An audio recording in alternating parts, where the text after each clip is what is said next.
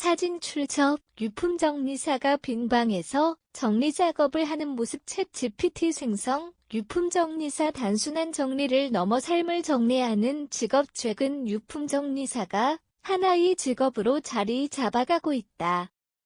유품정리사는 고인이 남긴 물건을 정리하고 가족들이 감당하기 어려운 정리 과정을 도와주는 전문가다. 단순한 정리 작업을 넘어 떠난 이의 흔적을 남겨준 가족과 연결하는 감정적인 과정도 포함된다.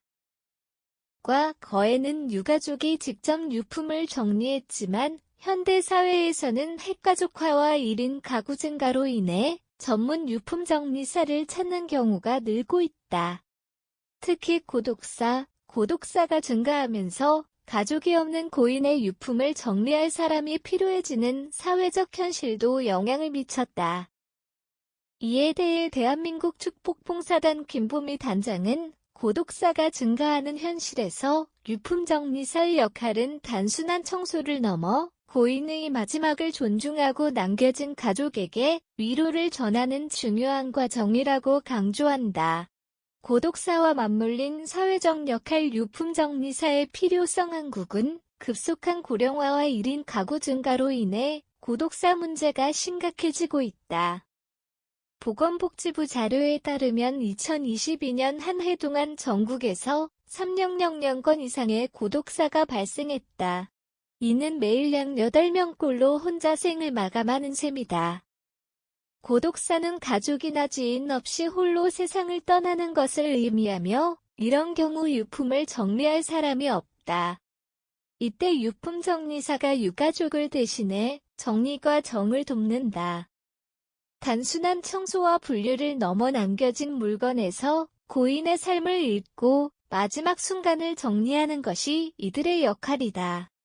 김보미 단장은 유품정리사는 단순히 남겨진 물건을 치우는 것이 아니라 고인의 마지막 흔적을 정리하며 삶을 되새기는 역할을 한다며 유가족이 없거나 정리를 감당하기 어려운 경우 유품정리사는 그 마지막을 존중하는 중요한 존재라고 말했다.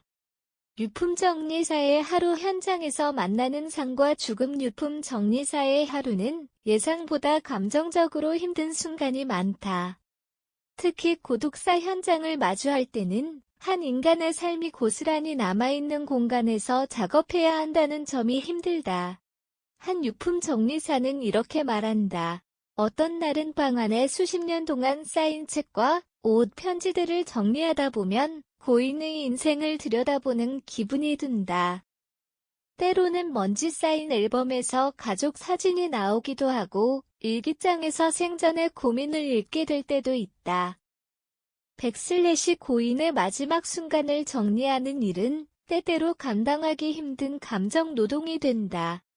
하지만 유품정리사는 단순한 청소업체가 아니라 고인의 마지막을 정리하고 남은 이들의 마음을 위로하는 일을 한다. 또한 유품정리 과정에서 예기치 못한 일이 발생하기도 한다. 어떤 경우에는 고인이 남긴 비밀 노트나 미처 정리하지 못한 유산 혹은 가족에게 전달되지 못한 유언이 발견되기도 한다. 이러한 경우 유품정리사는 최대한 신중하게 유가족에게 전달하며 때로는 법률적 지원이 필요한 경우 변호사나 관계기관과 협력하기도 한다. 감정노동과 보람 유품정리사가 말하는 진짜 이야기 유품정리사는 단순한 정리 작업자가 아니다. 때로는 남겨진 가족의 슬픔을 위로하는 역할도 한다.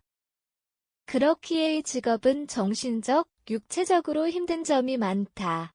유품정리사 A씨는 이렇게 말한다. 하루에도 몇 번씩 감정의 롤러코스터를 탄다. 고인의 흔적을 정리하는 과정에서 가족들이 오열하는 모습을 보면 나도 울컥할 때가 많다.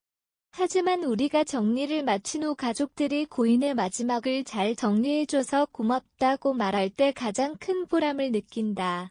백슬래시 또한 최근에는 정신적 충격을 줄이기 위해 유품정리사 교육 과정에서 심리상담 기법을 배우기도 한다.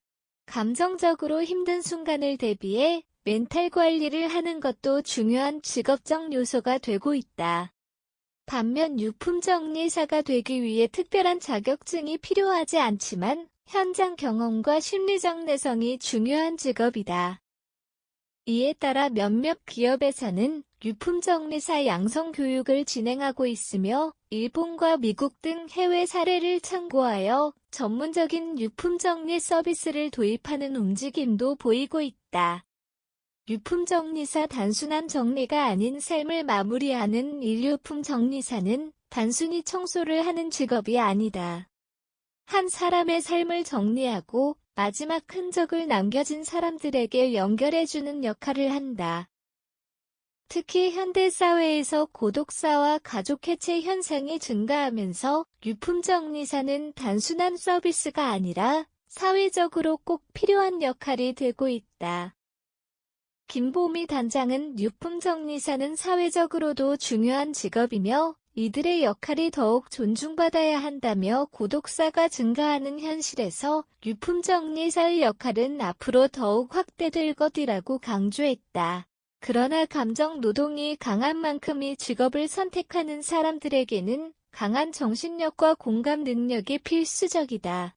단순한 정리를 넘어 고인의 마지막을 존중하고 유가족에게 위로를 전하는 일이야말로 진정한 유품정리사의 역할이기 때문이다. 앞으로 유품정리사는 점점 더 중요해질 직업이 될 것이다. 사랑하는 이의 마지막 흔적을 정리하는 이들의 역할을 우리는 어떻게 바라볼 것인가?